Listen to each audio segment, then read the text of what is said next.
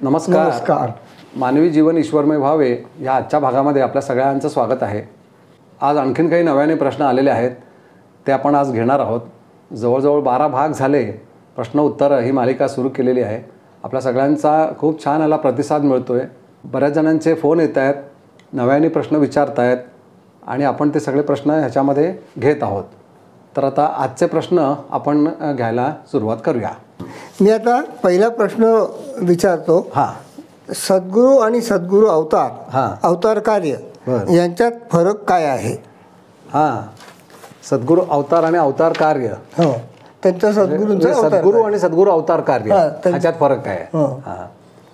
तर आपल्याला काय वाटतं, ह्या दोन्ही गोष्टी सारख्या वाटतात, परंतु अवतार कार्य इथे थोडासा विषय वेगळा येतो. आपण सद्गुरू कोणाला म्हणतो? जे कोणी आपण जे मोठे बाबा की ज्यांना काय म्हणतात, दिव्य ज्ञान म्हणतात किंवा आत्मज्ञान म्हणतात, अशा गोष्टी साध्य झालेल्या आहेत, किंवा जी ब्रह्म अवस्था त्यांना साध्य झालेली आहे, त्या अवस्थेला पोचलेले आपण त्यांना सद्गुरू म्हणतो. त्यामुळे ते या भौतिक जगातल्या कुठल्याच विषयात ते कनेक्टेड नसतात. ते म्हणतात ते काय करायचं, सगळे माया प्रकृती आहे आणि मला काय त्याच्यात इंटरेस्ट नाही, आणि तुम्ही सुद्धा त्याच्यात जास्ती काही इंटरेस्ट घेऊ नका, असं ते आपल्याला मार्गदर्शन करतात. आणि मग त्यांच्या सान्निध्यात गेल्यावर आपल्याला एकदम चांगलं विलक्षण काहीतरी अशी अनुभूती येते. म्हणून आपण त्यांना म्हणतो, अहो तुम्ही प्रत्यक्षात परमेश्वरासारखेच आहात आणि आम्हाला मार्गदर्शन करा, आम्हाला ज्ञानी करा, असं म्हणून आपण त्या गुरूंच्याकडे जातो. कारण ही गुरु ही अवस्था कुठेतरी आंतरिक पूर्ण विकसित अवस्था प्राप्त झालेली असते त्यांना. त्यांचा तो प्रवास जन्मोजन्मीचा असतो. जसं आपण आता ह्या जन्मात समजा सुरुवात केली की आपण आता काहीतरी आंतरिक अवस्था विकसित करायची आहे. जसं आता सांगत असो मी ओंकार साधना करा, की साधनेच्या माध्यमातून आपल्याला आंतरिक विकसित अवस्था प्राप्त करायची आहे. मग ती अवस्था आपल्याला हळूहळू कुठेतरी उच्च अवस्था ती प्राप्त करून देते. मग ती अवस्था ही ऑलरेडी जे गुरु ह्या ज्यांना आपण म्हणतो त्यांना ती प्राप्त झालेली असती. म्हणजे थोडक्यात ते स्वतः देहस्वरूप नसून आत्मस्वरूप आहे ह्याचा त्यांना 100% बोध झालेला असतो. सगळे ते ब्रह्म अवस्थेचेच असतात. त्यामुळे त्यांना काय म्हणतात, ती ईश्वरी शक्ती ते 100% त्यांच्या देहाच्या ठिकाणी धारण झालेली असते. मग त्यांच्या सान्निध्यात आलेल्या सगळ्यांना त्यांचा लाभ होत असतो. त्यामुळे आपण त्यांच्या चरणात गेलो, फक्त आम्हाला आशीर्वाद द्या म्हणतो. त्यांच्या एका आशीर्वादाने आपल्या जीवनात अनेक गोष्टी आपल्याला घडताना दिसतात, किंवा तुमच्या कृपेने सगळं झालं, माझ्या इच्छा अपेक्षा पूर्ण झाल्या, अनेक गोष्टी आपण तसा अनुभव घेत असतो. हे झाले गुरु. आता गुरूंच्यात अवतार कार्य हा जो प्रश्न आहे ना, हा जरासा महत्त्वाचा आहे. इथं कसं असतं, ह्या सद्गुरूंची जो अवतार परंपरा असते, जसं नाथ संप्रदाय आहे, दत्त संप्रदाय आहेत, त्याच्यातले सगळे शक्ती संप्रदाय, हे सगळ्या म्हणजे गुरु ही शक्तीच आहे ना. आपण त्याला नावं देतो, काहीतरी नाव दिल्याशिवाय आपल्याला ते कळणार नाही, म्हणून आपण त्या परंपरा आणि नावं अशी देत असतो. पण त्या सगळ्या शक्ती स्वरूपच आहेत. त्याच्यात कसं असतं की ज्यावेळेला आपल्याला माहिती आहे सूक्ष्म जग खूप मोठं आहे, आपले सगळे संत साधू सगळे आपल्याला म्हणत असतात, आपण म्हणतो की ते आपल्याला वर्ण बघत असतात आपल्याकडे, आपल्याला ते मदत करत असतात. मग जसं हे युग बदलतात तसा अवतार कार्य होत असतं. जसं श्रीकृष्णाने भगवद्गीतेत सांगितलेलं आहे की यथा कालानुसारेण मी पुन्हा अवतार घेईन, काल जसा बदलेल तसा मी पुन्हा येईन. पुन्हा यायचं कारण काय आहे, तर मानव जन्म प्रवृत्ती ही बदलत जाते. आपल्याला माहिती आहे, आज 1000 वर्षापूर्वी जन्माला आलेला मनुष्य आणि आजचा ह्याच्यात किती फरक आहे. साधा आपण 100 वर्षापूर्वीचा मनुष्य बघितला तरी सुद्धा त्यावेळेचे राहणीमान आणि आत्ताचं केवढा बदल झाला. मनुष्य जीवन हे कशावर अवलंबून आहे, त्याच्या कर्मावर अवलंबून आहे. कर्म कसं घडतं, इच्छा वासना अपेक्षा ह्याच्यावर वाढतं. तसं आता इच्छा अपेक्षा वासना ह्या जास्ती प्रमाणात वाढत आहेत, कारण आता उपलब्धता आहे, निर्मिती झालेल्या अनेक गोष्टींची, त्याप्रमाणे इच्छा वासना ह्या वाढत आहेत. हा एक आपल्याला सहज आपल्याला लक्षात येतं की 100 वर्षापूर्वी काय होतं, आपल्याकडे काहीच नव्हतं. साधे एखादी गाडी घ्यायची म्हटलं तरी एकाच कुठेतरी कंपनीची, फियाट किंवा अँबॅसेडर, 2च कंपन्यांच्या गाड्या मिळायच्या. आज आता बाजारात गेल्यावर किती कंपन्यांच्या गाड्या बघायला मिळतात, म्हणजे ऑप्शन्स भरपूर निर्माण झाल्या. तसं हा जो बदल मानवाने स्वतःचं काय म्हणतात वैज्ञानिक जी प्रगती केली त्याप्रमाणे त्याचं राहणीमान बदललं, आणि त्याच्या बरोबरीनंच कुठेतरी मोह, हव्यास, वासना ह्या नकळतपणे वाढत जातात. मग आता परमेश्वराने सृष्टीची निर्मिती केली आहे, मग आता त्याला पुढल्या अवस्थेला इथल्या मानवाला घेऊन जायचं आहे. कारण प्रत्येकाच्या अंतरे आम्ही परमेश्वरच आहे ना. आपण तो विषय समजून घेतला की आत्मा म्हणजे कोण, आपण आत्माराम म्हणतो, म्हणजे तो रामच आहे प्रत्येकाच्या ठिकाणी. तो श्रीकृष्णच आहे. मग ती जी काही शक्ती आहे, म्हणजे तो जो आत्मा आहे, ते जे काही ब्रह्म आहे, त्याला ह्या जीवाला, म्हणजे जो कोणी आता जीवात्मा, आपण थोडा विषय समजून घेतला की जो जीवात्मा म्हणून आतमध्ये आहे, ज्याला आपण सूक्ष्म देह म्हणतो, त्याला आत्मा ही अवस्था प्राप्त करून द्यायची आहे, त्याशिवाय तो पुढल्या गतीला जाणार नाही. मग आता पुढल्या गतीला जाण्याकरता समजा 1000 वर्षापूर्वी एखादी सिद्ध केलेली साधना जर का आत्ता करायला दिली, आता उपयोगी पडेल असं नाही. कारण आत्ता माझी जन्मप्रवृत्ती बदलली आहे, दोष इतके वाढलेले आहेत की ती साधना मला आता पुरत नाही आहे. आणि त्यावेळेला सगळे नियम कडक असायचे आणि त्यावेळेला ती लोक पाळू शकत होती. 4 तास 5 तास एखादी साधना करायची आहे किंवा तेवढा वेळ अतिशय काय म्हणजे सोहळ्यानी किती कडक, त्याच्यासाठी उपास काय अनेक गोष्टी असायच्या. मग तसंही बंधनं आज आपण पाळू शकतो का? नाही पाळू शकत. म्हणून आपण ते सोडून देतो, नाही बाबा माझ्याकडनं काय जमणार नाही कारण मला वेळ होत नाही. मग असं म्हणून, पण असं म्हणून आपल्याला चालतं पण त्या परमेश्वराला चालत नाही. परमेश्वर म्हणतो नाही, मग सद्गुरू मग अवतार घ्यायला, सद्गुरूंच्या माध्यमातून ईश्वरी शक्तीच ती अवतार म्हणून येते आणि आत्तासाठी काहीतरी साधन सिद्ध करायला पाहिजे आत्ताच्या लोकांसाठी. आता आपण कसे, आपण अनेक जन्मापासून आपलं काय म्हणतात आंतरिक अवस्थेत सगळा बिघाड झालेला आहे. मग आता ह्या बिघाड झालेलं सगळ्याला सुधारायचं आहे. मग ते जुनं साधन चालणार नाही, मग आता नव्याने काहीतरी साधना सिद्ध केली पाहिजे. म्हणून जसे आता ओंकार साधना जी आता मी सांगितलं, जसं वंदनीय दादाने ओंकार साधना सिद्ध केली ती आता एकदम लेटेस्ट आहे. ते अगदी आता 84 साली ती साधना सिद्ध झाली की ज्याच्यामध्ये आज जन्माला आलेला मनुष्य त्याला कशाची गरज आहे आणि तो कशा कशात अडकला आहे ह्याचा त्यांनी तो सगळा अभ्यास केला आहे.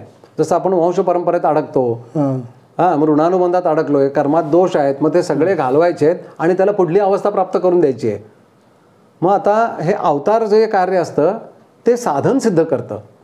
जसं तर वंदनीय दादांनी ओंकार साधना सिद्ध केली, मग ते सिद्ध करण्याकरता त्यांच्या माध्यमातून जे 21 विभूती म्हणे त्यांना मदत करत होत्या की त्यांच्या मार्गदर्शनाने ओंकार साधना सिद्ध झाली. विश्व उत्पत्तीचा जो काही ओंकार आहे तो स्वामींच्याकडून तो सौम्य करून शक्तिपीठात त्याला स्थान दिलं, जे गोव्यामध्ये शक्तिपीठ आहे.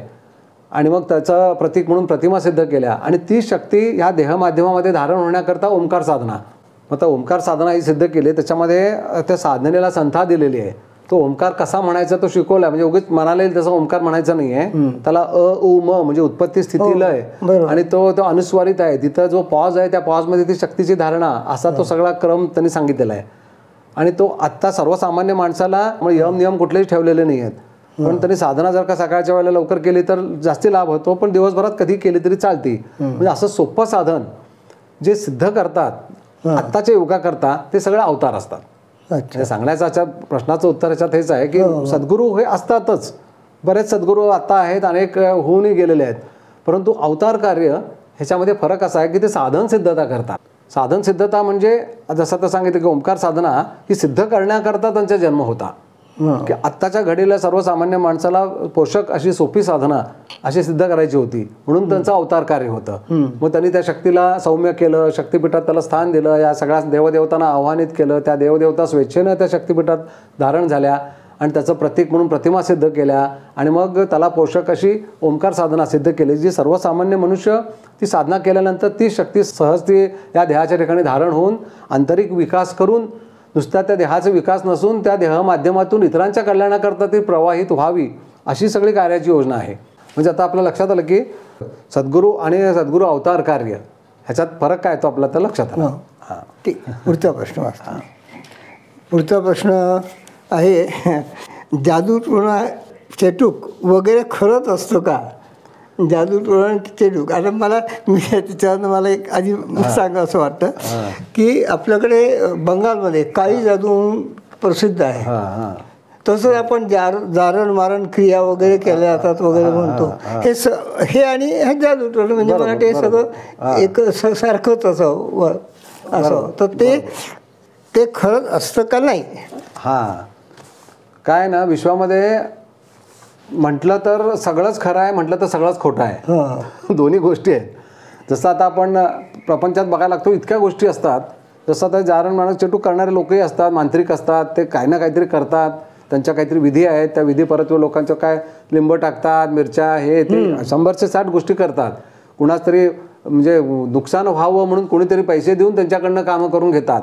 इथपासून अनेक गोष्टी, कारण शेवटी आपण याच्या अगोदर एक एपिसोड समजून घेतला होता की शक्त्या किती आहेत. शक्त्या खूप प्रकारच्या आहेत. मग त्या शक्त्यांचा वापर जर का गैरवापर करायचं ठरवलं कोणीतरी तर तसा गैरवापरही होऊ शकतो. जसं आता वीज आहे, आता आपल्या घरात विजेचं कनेक्शन आलंय म्हटल्यानंतर आपण पंखा लावतो, AC लावतो, कूलर लावतो, TV लावतो, ह्याच्याकरता वापर करतो. पण समजा एखाद्या माणसाला शॉक द्यायसाठी वापरायचं असेल तर शॉक पण देता येतो. शॉक देता येतो, बरोबर. तसा प्रकार आहे हा ती जी एनर्जी आहे ती निगेटिव्ह कामं करता त्याचा वापर करतात काही लोक, की चांगलं, परंतु त्याचा परिणाम रिव्हर्स होणार आहे. परंतु जो करणार मग त्याला त्याचा परिणाम भोगावा लागतो. 100% सगळं असतंच, ते सगळं असतंच आहे, त्याच्या नाही असं काहीच नसतं. परंतु मग हेच ना की सगळ्याच गोष्टी नाही असं काही नाही, सगळ्या गोष्टी आहेत. परंतु आपण ज्यावेळेला वेदांचा अभ्यास करायला जातो त्या म्हणतात हे सगळं भ्रांतीजन्य आहे. असं दोन्ही गोष्टी आहेत त्याच्यात. मग जो हे आहे म्हणून मान्यता देऊन जगत असतो त्याच्यासाठी सगळ्या गोष्टी आहेत. म्हणजे तुम्ही आता थोडक्यात सांगितलं हे बरोबर आहे का की या प्रश्नाचं उत्तर की थोडक्यात ज्या शक्ती असतात त्या शक्तीपैकी काही शक्तींचा दुरुपयोग म्हणा किंवा चुकीचा उपयोग केला जातो. आणि ते मान्य जादू आता कोण चांगलं खाईल कोण सांगता येत नाही, कोणी तसं करेल. बरोबर, पण जादू टोणा चेटूक होऊ शकतं. पण एक सगळ्यात महत्वाचा त्याच्यात विषय असा येतो, त्याचा प्रभाव कुणावर होतो, जो कमकुवत आहे त्याच्यावर प्रभाव होतो जादू टोण्याचा. हा एक सगळ्यात महत्वाचा म्हणजे कोणत्या समजून मानसिक शारीरिक मानसिकच की कमकुवतपणा मानसिकच असतो ना. कमकुवतपणा मानसिकच असतो की जेणेकरून म्हणजे आत्मिक शक्ती ती जर का कमी असेल तर त्याच्यावर परिणाम होऊ शकतो या जादू टोण्याच्या न्यायचा. पण ज्याची मानसिक शक्ती चांगली आहे म्हणजे थोडक्यात तो साधक असेल, साधना करणार असेल, देवधर्म करणार असेल, उपासना करणार असेल तर त्याच्यावर परिणाम होत नाही. का होत नाही? कारण त्याची आत्मिक शक्ती जास्ती असते, प्रबल असते, वलय असतं. त्यामुळे ते जे काही निगेटिव्ह एनर्जीचं काही वलय आलं तर ते तिथं लगेच रिबाउंड होतं, प्रतिकार करतं. म्हणून जो खूप कमकुवत आहे त्याच्यावर त्याचा परिणाम होतो. म्हणून आपल्याला आपल्या हिंदू धर्मात ह्या सगळ्या गोष्टी सांगितल्या की तुम्ही रोजच्या रोज देवधर्म करा, जसं आपल्याला टिळा लावायला सांगतात. किंवा आता बायकांना सुद्धा किती कसा तो गोप घाला, खूप आपल्याला गोष्टी सांगितल्या जातात की जेणेकरून घरात सुद्धा दारामध्ये रांगोळी काढा, स्वस्तिक काढा. ह्या ज्या सगळ्या गोष्टी आहेत ना ह्याच्या मागं शास्त्र आहे, ह्याच्या मागं कारण हीच आहेत की असं काहीतरी निगेटिव्ह कोणीतरी करायचा प्रयत्न केला तर त्याचा परिणाम घरात होऊ नये. म्हणून घरात आपण निरांजन लावा, देवाची पूजा करा, उदबत्ती लावा. ह्या सगळ्यामध्ये धूप दीप नैवेद्य ह्या ज्या काही गोष्टी आहेत ना ह्या सगळ्या निगेटिव्ह एनर्जीज आपल्या अवतीभोवती आपल्या घराच्या जवळपास येऊ नयेत म्हणूनच आहेत. मग आपल्यात जर का कमतरता निर्माण व्हायला तर त्याचा परिणाम होणार आहे. म्हणून आपण जर का त्याला प्रतिकार करायला सज्ज राहिलो, आपली जर का एनर्जी वाढवली, आपण आपली आत्मिक शक्ती वाढवली, आत्मिक शक्ती जर का आपली वाढली तर आपल्याला त्या गोष्टीचा परिणाम होतो. याचं एक साधं उदाहरण म्हणता येईल पहा. संमोहन विद्या जी आहे त्या अनेक जण एकदम मोठ्या ग्रुपला सुद्धा संमोहित करू शकतात. तर अशा वेळेला त्या तिथं प्रश्नांपैकी काही जण अशा असतात त्यांच्यावर काहीच परिणाम होत नाही आणि बाकीच्यांवर होत असतो. म्हणजे त्यांची मानसिक शक्ती कमी पडते. बरोबर आहे. आणि म्हणून त्यांच्यावर परिणाम होतो. करेक्ट, तसाच प्रकार आहे तो, तसाच प्रकार आहे. बरोबर आहे. ठीक आहे, पुढचा प्रश्न घेतो. मग भाग्य आणि ऋणानुबंध यांच्यात काय फरक आहे? भाग्य आणि ऋणानुबंध ह्याच्यात फरक काय आहे? थोडा कॉम्प्लिकेटेड आहे हा प्रश्न. महत्वाचं पण आहे. म्हणजे अनेक जण म्हणतात की आम्ही सगळं एवढं करतो, तमुक करतो, आमच्या भाग्यात हे लिहिलेलं आहे, पण मिळत नाही. जेव्हा वेळ येते तेव्हा ते भाग्य उदयाला येत नाही किंवा काही प्रमाणात येतं. एकदम बरोबर आहे. नाही, अगदी शेअरचं सांगायचं म्हणजे मी आत्ता माझ्या भागात मी असं पाहिलं की मी ज्यांना सल्ले दिले ते शेअरमध्ये फायद्याचे राहिले आणि मी जेव्हा करायला येतो तेव्हा बरोबर आहे. काय असतं ना, भाग्य आणि ऋणानुबंध, म्हणजे ऋणानुबंध भाग्य फलित होऊ देत नाहीत म्हणतात.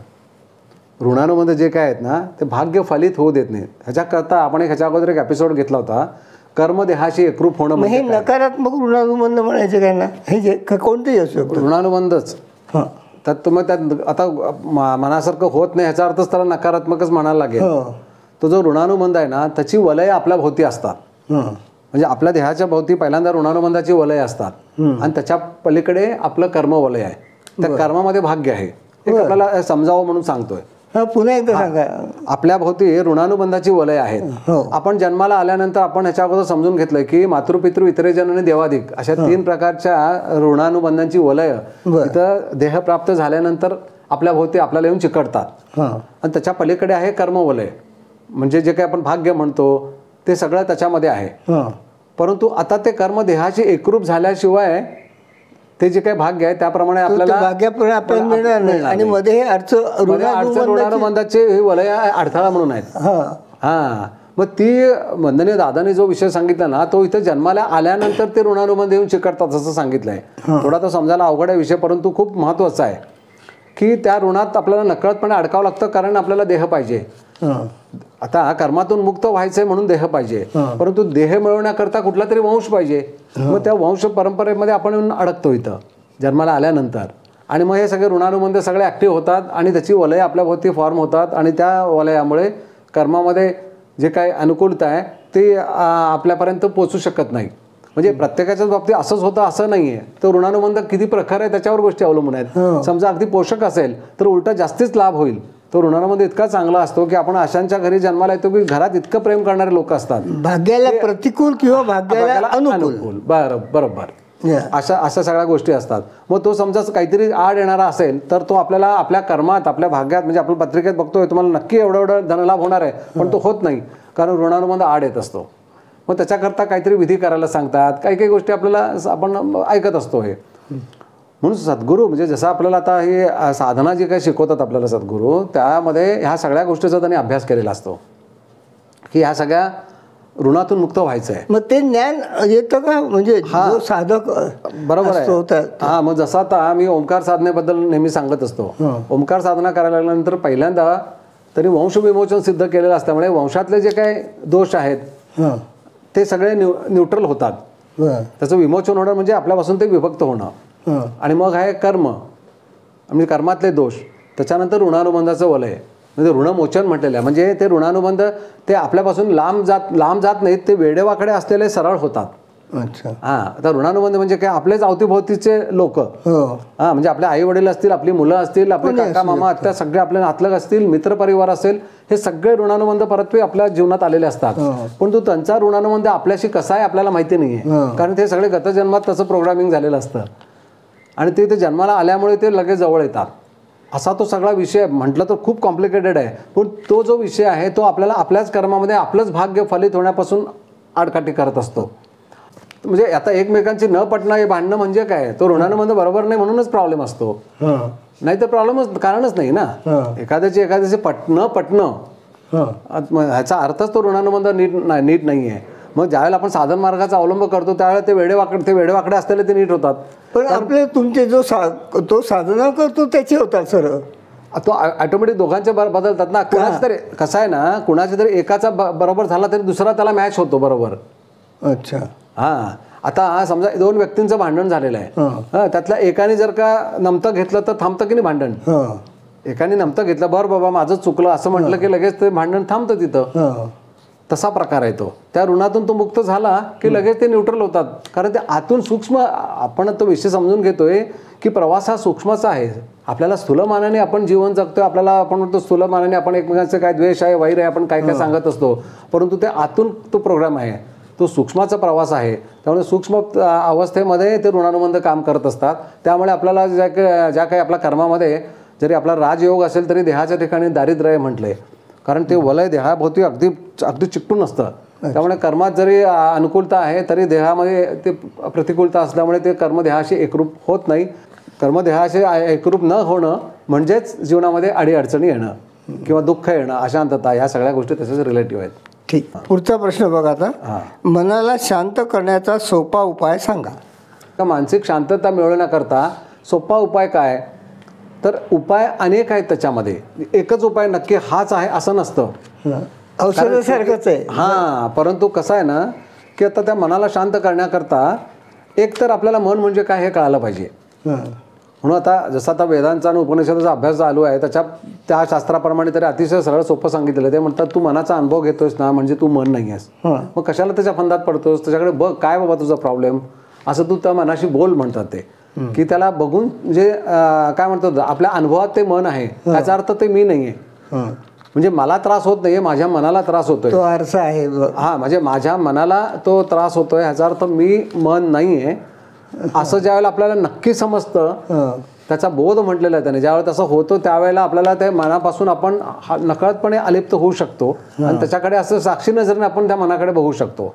म्हणजे हा आता वेदांताचा एक मनाकडे बघण्याचा नेमकं अर्थ माझ्या नाही लक्षात आहे. साक्षी म्हणजे काय, आपण एखादी घटना घडताना एखादा मनुष्य जो बघतोय त्याला आपण साक्षी म्हणतो की नाही. साक्षीदार, बरोबर. म्हणजे त्यांनी घडताना बघितलंय. हो.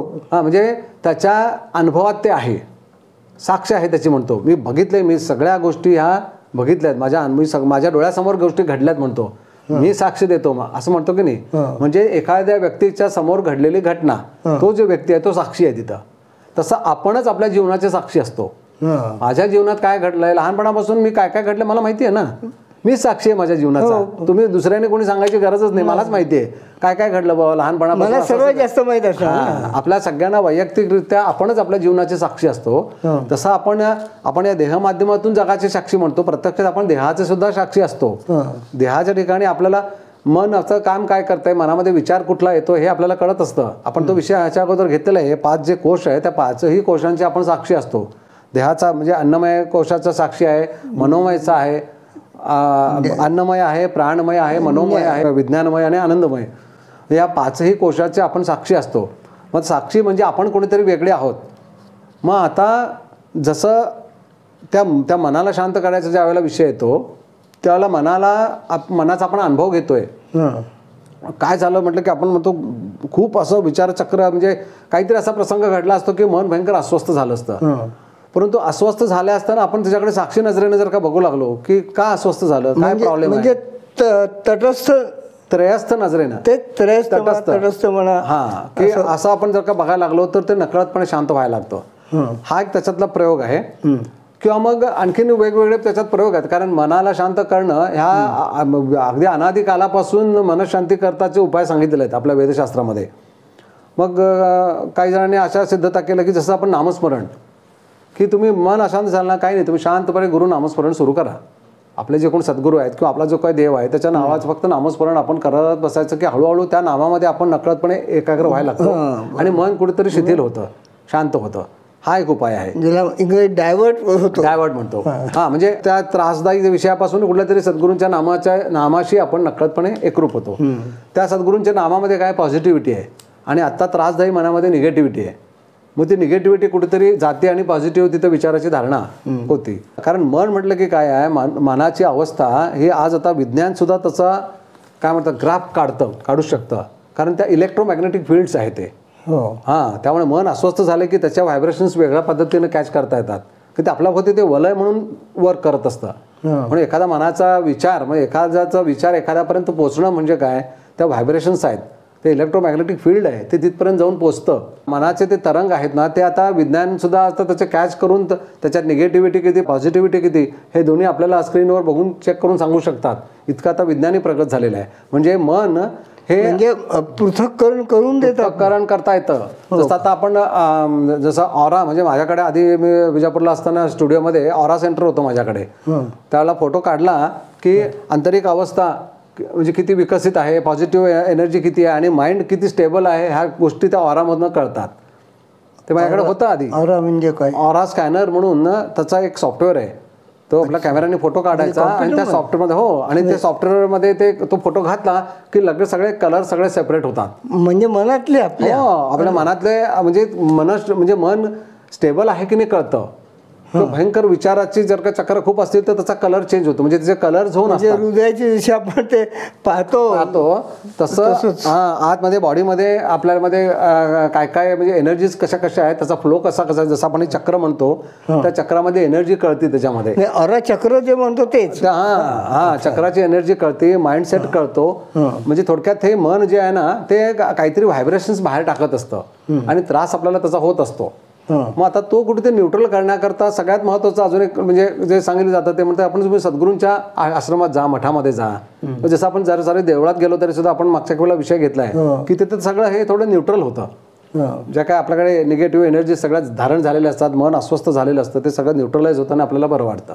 म्हणून कुठेतरी गुरु सानिध्यात गेलं की मग लगेच आपल्याला काहीतरी बदल अनुभवता येतो. कारण त्या सगळ्या व्हायब्रेशन्स असतात त्या कुठेतरी गुरूंच्याकडे पॉझिटिव्ह एनर्जी असते. मग त्या पॉझिटिव्हमध्ये ते सगळं न्यूट्रल होतं आणि मग शांतता अनुभवायला मिळते. म्हणजे मनाला शांत करण्याकरता वेगवेगळे उपाय आहेत, तर आपण वेगवेगळे प्रयोग करून बघायचे. प्रत्येकाला तो एकच उपाय लागू पडेल असंही नसतं.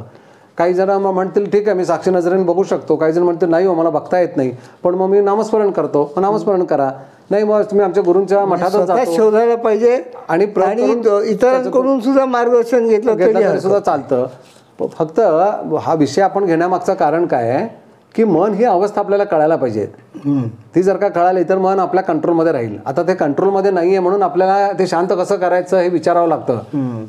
नाहीतर माझ्या कंट्रोलमध्ये असतं तर मला विचारायची गरज नाही, ते लगेच माझं मला शांत करता यायला पाहिजे होतं. परंतु माझ्या अधीन नाही आहे, आपण त्याच्या अधीन झालेलो आहोत, म्हणून ही सगळी समस्या आहे. ठीक.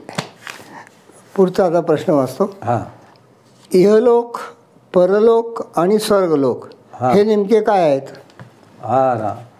हे लोक परलोक स्वर्गलोक सगळं हेच तर सगळं मूळ सगळं आपल्या मानवी जीवनाचं सगळी जी अवस्था आहे त्या सगळ्या, म्हणजे मनुष्य जीवनामध्ये इथं तर मनुष्य कसा जीवन जगतो त्याच्यावर तो नक्की कुठं जाणार.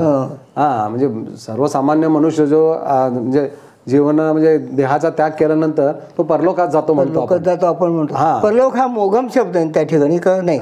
परलोक हा एक मोघम शब्द नाही आहे. परलोक एक ते ठिकाण आहे. जसं आपण आता म्हणतो की आपण पृथ्वीवर आहोत, नरकात जातो, स्वर्गात जातो, तसा तो परलोक म्हणून एक अशी अवस्था आहे, ते जीवात्म्याचं जग म्हटलेलं आहे त्याला. तर जीवात्म्याच्या जगामध्ये तो जातो आणि तिथं गेल्यानंतर त्याला त्याचे सगळे हिशोब होतात किंवा त्याला जाणीव होती की आपण नक्की काय करायला जन्माला आलो होतो, किती प्रॉब्लेम्स सोडवायचे होते, किती सोडवले, हे नकळतपणे मला त्याला तिथे जे स्पिरिट गाईड असतात ते त्याला ज्ञात करून देतात की अरे तू हे काम करायला गेला होतास ते राहिलं. तिथं म्हणे प्रत्यक्षात असं काही तुम्हाला शिक्षा दिली जाते किंवा असं काही नसतं. त्याला बहुत नकळतपणे त्याला ते कळतं की अरे आपण हे विसरलो काम करायचं, आपण ह्या ऋणातून मुक्त व्हायला पाहिजे होतं, ते झालं नाही, मग हे काम राहिलं ते काम राहिलं, असं सगळं त्याला जाणीव होती. आणि जाणीव झाल्यानंतर त्याचा तो जे काही संचित प्रारब्ध हे सगळे विषय आहेत त्याच्यातून प्रारब्ध जे काय आणलं होतं त्याच्यातलं किती सोडवलं आणि क्रियामान किती निर्माण केलं, ह्या सगळ्याची गणित होतात आणि त्याला कळतं की आता पुन्हा जन्माला जायचं आहे आणि हे सगळे प्रॉब्लेम जे काय आपण नकळतपणे निर्माण झाले ते सगळे सोडवायचे आहेत आणि तो येतो. पण इथं आल्यानंतर ते सगळं विसरतो, प्रॉब्लेम तो येतो. कारण ते सृष्टीची निर्मिती परमेश्वराने या विश्वाची निर्मिती करताना मानवाला जन्माला येताना पुन्हा आपलं गतजन्म पूर्वीचे सगळे जन्म आठवू नव्हेत अशी सोय केलेली आहे. नाहीतर आपल्याला सगळेच जन्म आठवावे लागतील आणि गोंधळ ओढून जाईल. मग सगळे म्हणतात की मग आठवत का नाही आपल्याला, म्हणजे असं आठवायला आलं तर आपल्याला लहानपणापासून सगळ्या गोष्टी एक वर्षभराच्या सगळ्याच गोष्टी एकाच वेळेला आठवायला तरी सुद्धा डोकं कामात जाईल. इतकं ते भयंकर विषय असतात.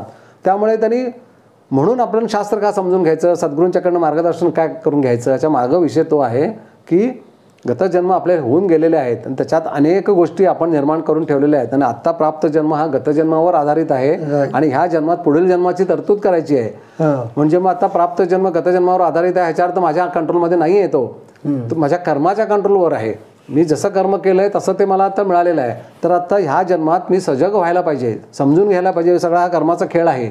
तर आता ह्या जन्मात मी जागृत अवस्थेमध्ये जे काय आहे ते मान्य करून कुणाला न दुखवता, कुणाला त्रास न देता, कुणावर अन्याय न करता पुढील जन्माची जर का मी तरतूद केली तर चांगला जन्म मिळू शकतो. आपले सद्गुरू तेच सांगतात. नुसता चांगला नाही, आपल्याला इहलोक परलोक आणि स्वर्गलोक सांगितलं. मग स्वर्गलोकात जाता येतं. मग स्वर्गामध्ये तरी सगळ्या देवदेवता आहेत, सगळे ऋषीमुनी आहेत. आपल्या समाजामध्ये आपण काय म्हणतो की मी खूप पुण्य माझं साठलेलं आहे, आता तर पाप नष्ट झालेलीच असं, तर मला स्वर्गलोक मिळेल. आणि जर मी पाप माझी जास्त साठली असतील तर मी नरकात जातो. बरोबर. मग तेच ना, मग आता स्वर्गात जाण्यासाठी कशाची गरज आहे हे जर का समजून घेतलं तर स्वर्गात जाण्यासाठी आपण प्रयत्न करू शकतो.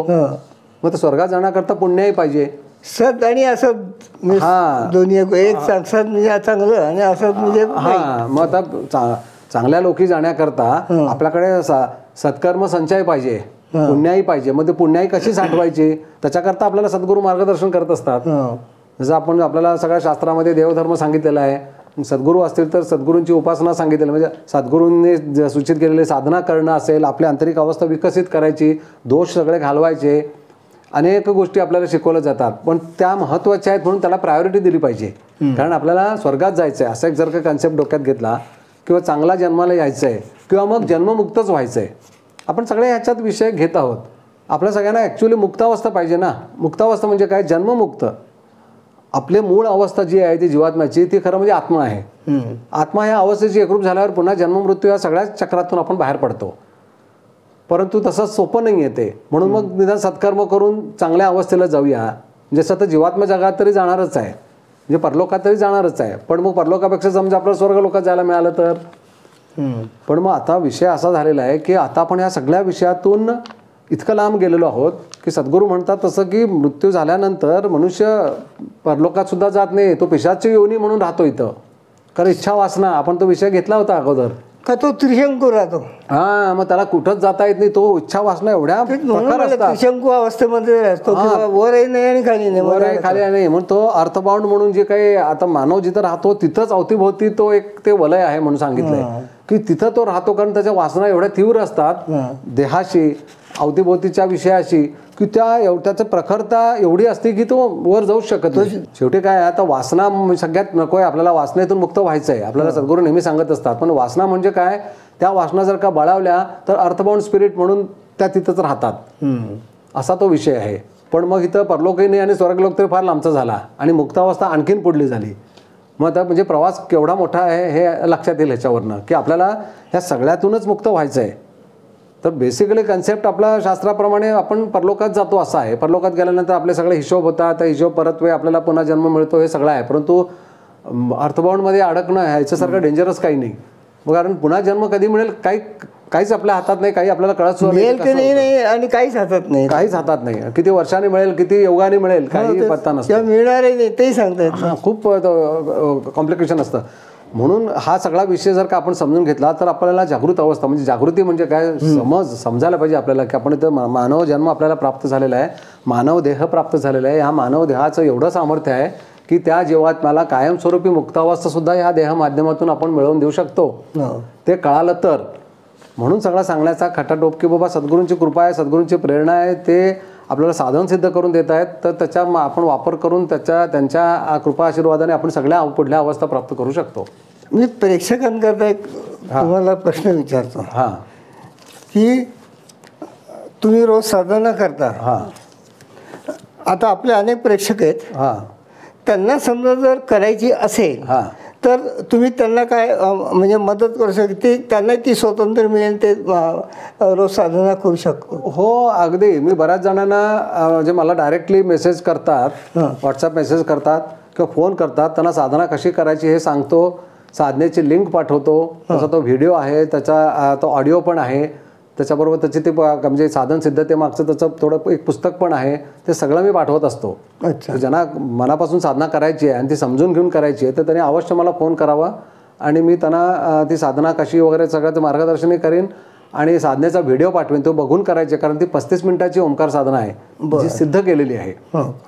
की तुम्ही ती कशी करायची ती बघून आपण त्याप्रमाणे आपण काही बदल करू शकतो. मी सहज विचारतो, म्हणजे असं काही सिद्ध केलेली आहे ती. म्हणजे मग ते तसंच करायचं, ते आणि तेवढंच, बस ते आणि तेवढंच. ती 35 मिनिटाची साधना आहे, ती बघून त्याप्रमाणे करायची. आणि ती करत असताना आपल्याला थोडा विषय माहिती व्हावा म्हणून मी तो सांगत असतो की साधना सिद्ध करण्यामागं काय काय विषय आहेत. मग ते सिद्धतेमागं सद्गुरूंनी सांगितलेला थोडा विषय सांगतो आणि मग ती साधना पाठवून देतो. असं आहे. आजचे विषय सगळे संपलेले आहेत. आता आपण पुढच्या भागामध्ये काही नवीन विषय घेऊन पुन्हा परत भेटूयात. ओके, धन्यवाद, नमस्कार.